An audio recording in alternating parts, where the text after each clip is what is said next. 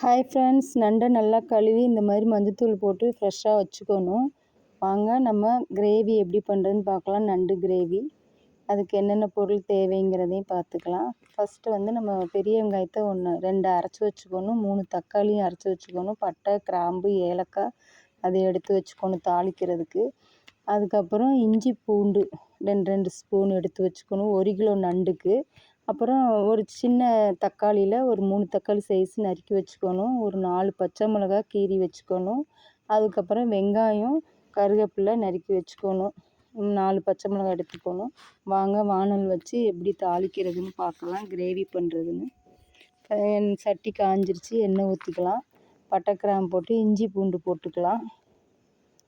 போட்டு நல்லா வதங்கணும். எல்லாமே ஒரு 3 செகண்ட் வதங்கின ஒட்டியும் போட்டு வதக்குங்க ஒவ்வொரு ஐட்டமும். அப்போ தான் நல்லா வதங்கும்.